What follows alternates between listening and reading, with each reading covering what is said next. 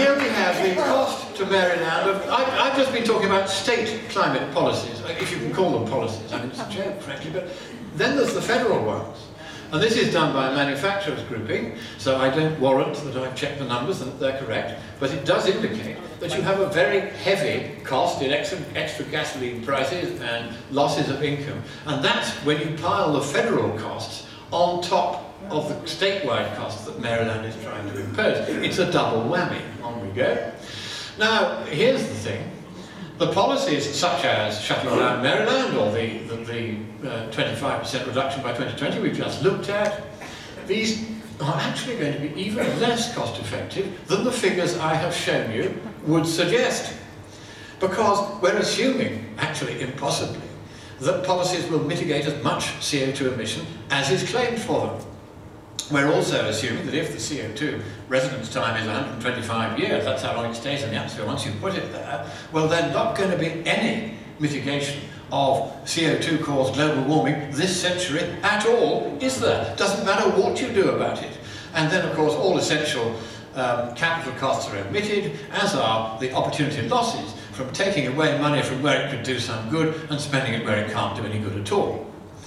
So, the summary on the economic front then is that no policy to abate global warming by taxing, trading, regulating, reducing or replacing CO2 will prove cost effective solely on grounds of the welfare benefit from climate mitigation. It isn't worth doing.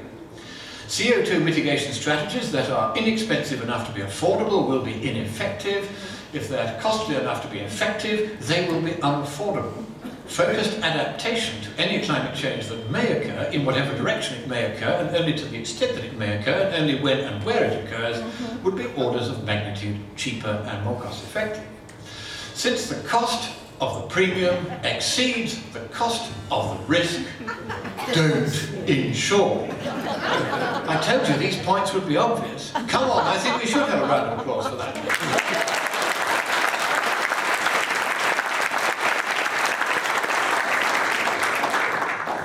You're an obedient lot. So now, PlanMaryland says that compact development, this is putting people in little boxes in cities, packed one on the other like eggshells, leads people to drive 20 to 40% less at minimal or reduced cost, and low density development and roadway expansion, on the other hand, would increase vehicle usage, a major component of greenhouse gas emissions. Doesn't it make you shiver? So here is just one rather inconvenient fact that they don't seem to know about this compact development that runs all the way through PlanFairyland. Per capita total energy consumption is higher in cities than it is in the countryside. It's not just the motor cars. You have to get up into your egg box in an elevator. We would call it a lift. We don't have an elevator operator giving us his opinion that there's a 78% chance of precipitation in the later part of the day. We say the lift man says it's going to rain. Next slide. So, sea level rise. This is, oh yeah, sea level rise. Well, of course, you are on a low-lying coastline, which is subsiding. Because there's a meteor impact crater beneath Chesapeake Bay, where there is compaction going on. You also have isostatic recovery since the last ice age. Are you following me closely here? And as a result of all these factors, the coastline of Maryland is sinking, and that makes it look as though sea level in Maryland is rising. And of course, sea level genuinely worldwide is rising, but not by the sort of lurid figures of 1.4 feet by 2050 and 3.4 feet by 2100 that you'll see in PlanFairyland. There's even an estimate in there that it might be 5 to 10 feet by 2100. Whatever they're on, I want some. Let's look at the actual data from the real world. This is the Aviso Envisat. It's the latest satellite to go up. And there you can see the seasonal fluctuations in sea level with a generally rising trend. But if you look at the little figure at the top of the screen, the slope equals 0.498 millimeters per year. Well, heaven knows what a millimeter is. But let's put this into English. Next slide. Since 2004, sea level has been rising, according to the latest satellite, at a rate equivalent to, wait for it, 2 inches per century. Now, how many of you have seen that in any mainstream news media? Isn't that 2 inches per century? Golly gosh. But let's see, there's an even more recent satellite that's been put up. It was put up and began reporting in 2008. Shall we have a look at what that says? Here goes. Sea level fall for the last 3 years. And they haven't told you that either. You won't find any of this data in PlanFairyland, because we're in the real world here, and they are in, as the name suggests, fairyland. On we go. Then, worsening coastal storms, storm surges, other extreme weather events. Oh, reach for your hats, try and hold them on. Here goes. Well, look at it. It is very frightening. Look at that figure for 2005. That, of course, was Hurricane Katrina that caused mainly that surge there. But you can see that the serious storms, the one that does do the damage that are in black there, no trend whatsoever right across the period. A little bit of an increase in the tropical storms and hurricanes that are not so serious. Why? Chiefly because of better reporting systems. If a hurricane, a bad hurricane hits you, you know about it. You knew about it 100 years ago. If a tropical storm passes over, you might not even notice, whereas now you would record it. So there's a recording bias which accounts partly for this increase in the tropical storms. But let's look at the overall index of tropical cyclone activity right around the world. This is tropical cyclones, typhoons and hurricanes. It's a complicated index compiled by my friend Dr. Ryan Maui at Florida State University, and it's based on summing over a 2-year running sum the frequency, intensity and duration of all these tropical big storms around the world. And at the beginning of 2011 it was at its lowest level since records began. And unadjusted hurricane losses, doesn't it look terrible? Correct for increases in population in harm's way, next slide, and you see it's all really not a picture to be excited about. Far worse in 1926 than it was even with Katrina in 2005. Changing precipitation patterns. In other words, it's either going to rain more, or it's going to rain less, or it's going to rain in different places. Frankly, so what? But anyway, there is Maryland's precipitation in inches over the last 100 years. Not exactly a huge trend in either direction. On we go. There's the drought severity index. Once again, neither droughts nor wetness are showing any great sign of change over the whole of the period of record. And so then, hotter summers. Oh dear, now, hands up all those who would not like hotter summers.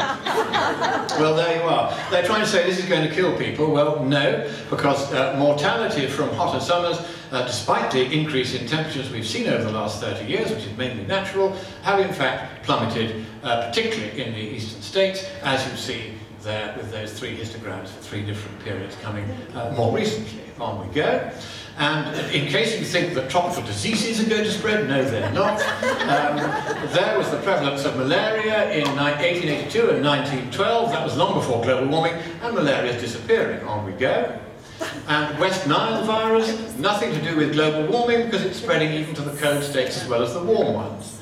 And then, number 8 out of 10, we're very nearly finished here now, agriculture.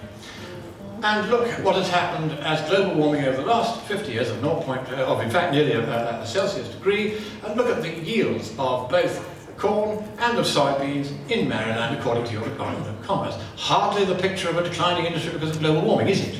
Next slide. Temperature change and its adverse impacts. Well, this is fascinating. There has been an increase in temperature in Maryland over the last 100 years or so. Get used to it. It's rather nice. But that increase, in fact, is at a rate 1/4 of the increase between 1695 and 1735 that occurred in central England. And that was, of course, long before the Industrial Revolution even began. And global warming over the first decade of the 21st century is as near zero as makes no difference, according to the combined 2 satellite records. That red line shows what's happening. Now, next one. Then we have the consensus on climate science. They say it's real and honest. Yep, that's what they assume, and you have to have a really straight face to believe that one. Let's just have a look at the untrustworthy IPCC. Here is what the scientists have said. Yes, I'm going to take 2 more minutes. Just sit back, relax, enjoy.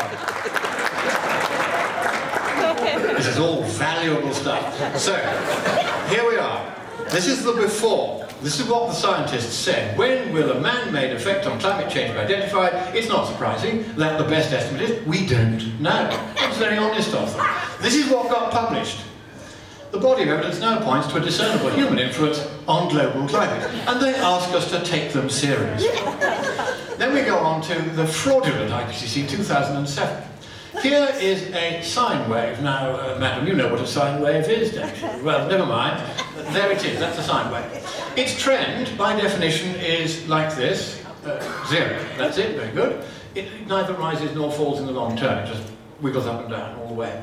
Now, if we take just this segment of a sine wave, then the trend of it is slightly downwards.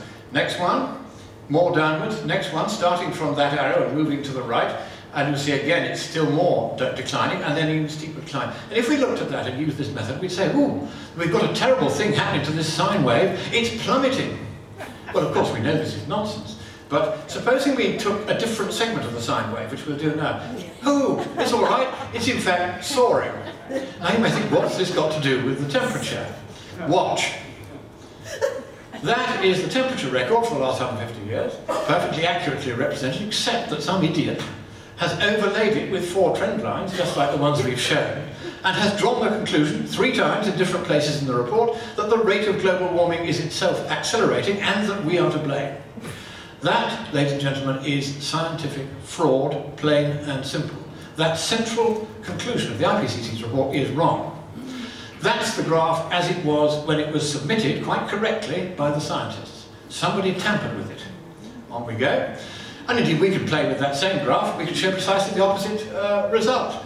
If you take the warming rate between 1905 and 1945, it is twice as bad as between 1905 and 2005. Global warming is over, ladies and gentlemen. Now, at this point, I'm going to take a quick vote. How many of you think that the IPCC's conclusion is correct? No. Hands up those who think that this conclusion is correct. There's always a few. If I use the same technique on the same data and come to an opposite result, it tells you the technique is a bogus technique, and that's the only reason I show you that slide. On we go. Here's the true picture. We have 3 regular periods of warming, exactly at the same rate, all 3 of them. I actually had a question put down in the House of Lords to confirm this. This is a correct result. And there's the global warming again over the last 10 years, not much of it, as you can see. And indeed, the usual suspects are beginning to admit this, and they're worried about it. And this guy's latest theory is, it's gone into hiding. It's in the ocean. It's hiding away from us. And it's going to come out and say, boom. So, now we just sum up very quickly with the PlanMaryland report card. There are the various aspects of the plan that we have looked at to do with global warming.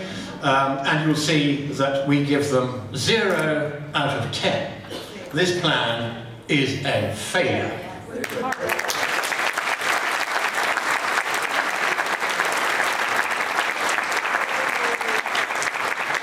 So now to the conclusion. No more can the governor of Maryland stop the sea from rising than King Canute did. And when he tried to stop it, he said, look, verily, my flatterers, we hold not so much power as you believe. Mind you well, then, that reigneth one only king, he that is almighty, he that governeth the sea and holdeth the ocean in the hollow of his hand. Keep ye then your praises unto him alone.